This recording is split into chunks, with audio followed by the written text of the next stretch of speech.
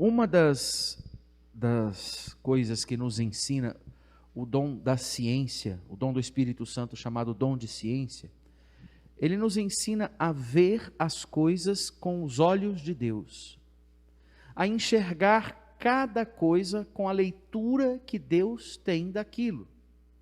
Se enxergar a pessoa, enxergar com a leitura dele, como ele vê. Se enxergar o convívio da humanidade, como Deus vê. Se enxergar a natureza, como Deus vê. Se enxergar as condições da humanidade, como Deus vê.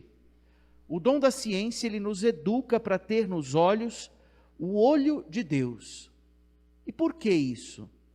Justamente para que nós, olhando o que se passa ao nosso redor, reconheçamos que tudo tem um traço de Deus, tudo é obra de Deus, com tudo Deus se importa.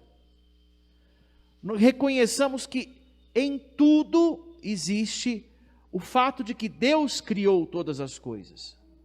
E que nele, depois o dom do entendimento vai nos ajudar a perceber isso, nele tudo ganha sentido, e fora dele tudo perde sentido. Então esses dois dons vão nos ajudando a enxergar a vida como ela é, dizia um certo autor. Pois a vida como é, segundo Deus nos ensina. Pela história, pela própria revelação do Cristo no nosso caminho, os nossos olhos devem se encher de uma verdade. Deus é o tudo de cada coisa. Deus é o centro de cada coisa. E diante de cada coisa, qual é a atitude minha, de homem, de ser humano? É escolher Deus como aquele a quem eu sigo, é preferir, é escolher e fazer dessa escolha o fundamento da minha vida. Estar unido a Deus para, junto dele, entender o sentido da minha vida, entender o sentido da minha história e me reconhecer integrado em todas as coisas, porque Ele é quem me integra. A integração do ser humano no convívio diante das coisas não é um esforço simplesmente meu. É Deus quem me dá a perfeita integração em cada coisa, que participando ativamente ou de um modo mais silencioso, sempre seguindo Deus, estou inteiro em cada coisa. Por isso, se Deus é o tudo na vida, escolher Deus como tudo da vida é uma escolha para nós, para mim cristão, fundamental. E dia a dia eu vou aprendendo o que significa escolher Deus como tudo, seguindo Jesus Cristo. Não há ganho em termos de saber o que Deus quer se eu não me aproximar dele. Não há entendimento de saber o que Deus quer se eu não buscá-lo. E o exercício da história de um cristão é seguir Jesus Cristo e fazer dele o seu primeiro valor. Fazer dessa escolha por ele todo o pensamento da minha vida, partir todo o meu pensamento dessa escolha. Deus é o tudo da minha vida. Partir todas as práticas da vida a partir deste ponto, dessa verdade fundamental. Deus é o tudo da vida. Então, todas as práticas assim ganham em Deus, nesse fundamento, razão e força. Por isso, seguir Jesus Cristo, repito, é fazê-lo o primeiro valor e fazer tudo partir dele. Isso para nós é viver. Isso para nós é olhar, é amanhecer o dia e entender, mas eu estou cansado, é entender as indisposições, os medos, os pesos, as incompreensões, é entender as dores, os limites, olhar para tudo isso e dizer, não, mas se Deus é o fundamento da minha vida, levanta e anda. Se Deus é o fundamento da minha vida, eu estou sofrendo, então eu vou colocar o meu sofrimento à disposição de Cristo. Se Deus é o fundamento da minha vida, tudo nele vai ganhar eixo, sentido, razão e força. Isso é viver. E assim a vida do cristão, ela vai se tornando não somente uma sequência de dias que você se lembra que aconteceu isso ou aconteceu aquilo, mas a vida do cristão, ela vai se tornando uma coleção de memórias de amor. Porque se Deus é amor, fazer dele o fundamento, eu vou me lembrando de que eu vivi porque amei. Quem ama, vive. Quem não ama, não vive. Isso é um pensamento profundo, que ainda muitos filósofos vão se debruçar sobre ele. Mas e o que é não viver? Também é bom dizer sobre isso, e a liturgia da palavra de hoje fala disso. Não viver é colocar-se diante das coisas como quem busca nelas o sentido da sua vida. Colocar-se diante das coisas sempre com a mesma busca por Deus, mas não querendo Deus. Não viver é colocar-se diante dos bens, diante das pessoas e diante de si mesmo, sem Deus que dá a vida. E o que acontece quando nós nos colocamos diante das pessoas, das coisas, de si mesmo? Acontece que nós vamos lidando com tudo isso sem uma escolha fundamental. E aí nós começamos a olhar para tudo com um senso de busca.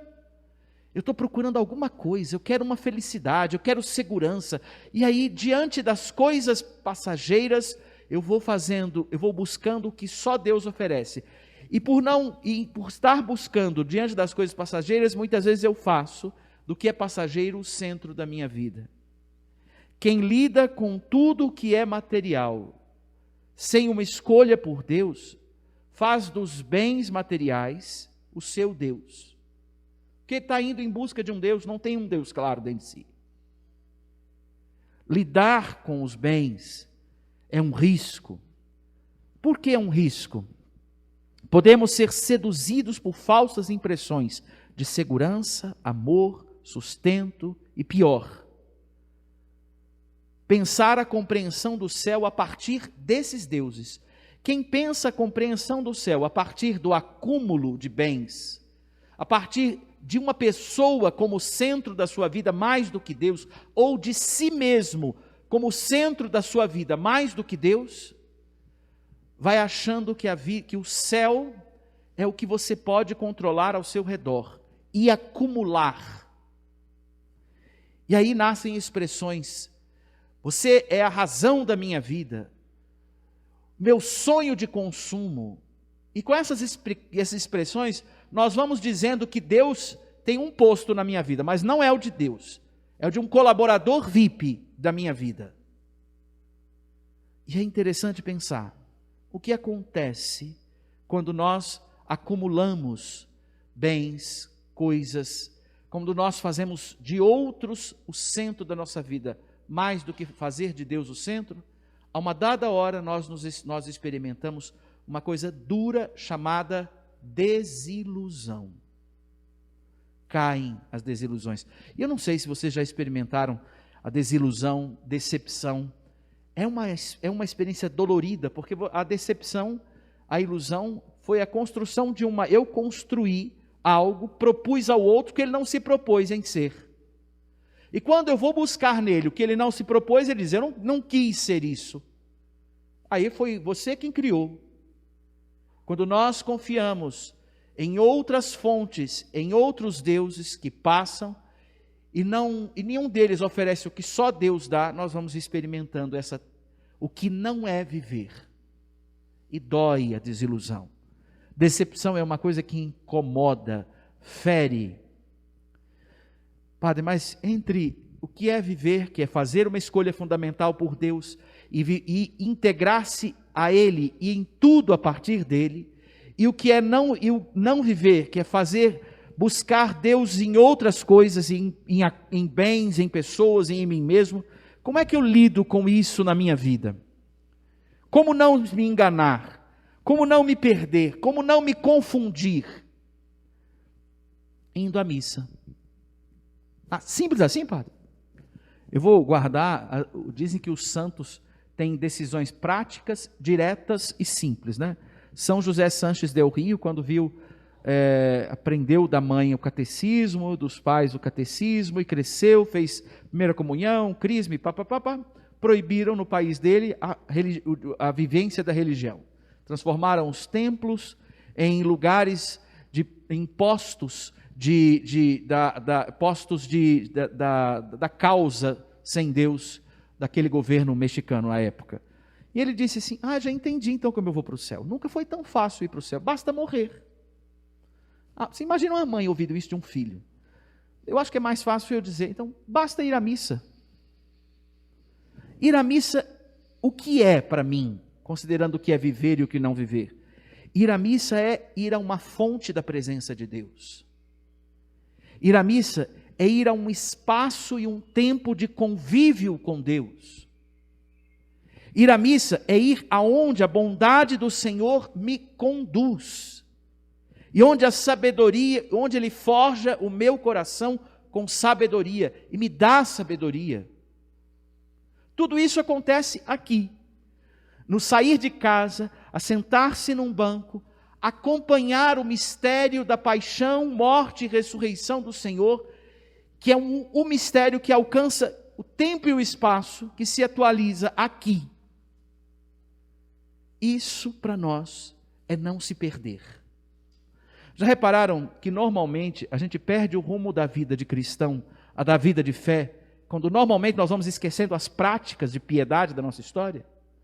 Deixando de rezar, deixando de ir à missa, deixando de se preocupar com a confissão, deixando de ter espaços no meu cotidiano para ouvir Deus, para ir à fonte de Deus. Nessa hora, a comunidade vai se tornando um peso, um problema, um fardo que não se aguenta levar adiante.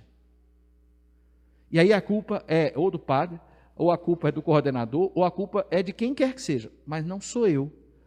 Diz um livro sobre crises conjugais, eu me lembro que a gente fez uma formação em Planaltina sobre isso à época, e ele dizia que era um livro, o tema era esse, crises conjugais, para quem entrar, para quem tem crises, sair, para quem não tem, nunca entrar. E ele tem uma premissa: nunca diga que o outro está errado sem antes olhar você. Isso é um negócio muito trabalhoso, apesar de parecer simples. Pois nós, pecadores, somos peritos em fazer isso. Então, ir à missa é se recolocar. E aqui eu queria deixar o exercício de santidade para nós. E essa ideia desse exercício me veio por causa de um vocacionado que certa vez, quando ainda era seminarista, ele passou lá no nosso seminário. Então, a gente, quando eles iam fazer os encontros, nós íamos fazer os encontros de admissão no seminário, então os seminaristas saíam para a pastoral no final de semana, chegavam os vocacionados, eles ficavam lá nos nossos quartos, e eles ficavam ali durante o fim de semana. E esse menino, eu lembro que ele, não vou esquecer nunca que o nome dele é Daniel, eu conhecia um pouco a figura, ele falou assim: você vai lembrar, eu não entendi quando ele disse, quando eu fui para a pastoral, ele disse: você vai lembrar que eu estive aqui. Eu falei: tá bom. Ele fez pequenos papeizinhos, escrito assim: Dandan esteve aqui. Mas não foi pouco não, ele colocou em todos os bolsos, todos os sapatos, todas as meias, debaixo da cama, escrito no espelho: Dandan esteve aqui. Quando eu cheguei e vi aquilo, eu mudei de quarto umas 3 vezes, ainda achei o bilhetinho: Dandan esteve aqui. Falei, bom, pelo menos isso serviu para entender que a gente não esquece alguma coisa, né? Então, nessa semana eu queria sugerir alguma coisa semelhante a você. Faça um bilhete, não precisa escrever Dandan esteve aqui, né? Não é para isso. Faça um bilhete, porque a gente é meio desmemoriado, o pecado faz isso conosco, né? Faz a gente bem esquecido. Nas ondas do dia a dia, a gente se esquece muito fácil, então escreve bilhetinhos para você se lembrar de viver essa escolha por Deus. Escreve assim: és tu, Senhor, o meu único bem. Coloca no seu bolso, coloca na sua carteira, coloca na porta antes de sair, na porta da geladeira, como lembrete no computador, como um aviso no celular. És tu, Senhor, o meu único bem. Para você lembrar e praticar isso.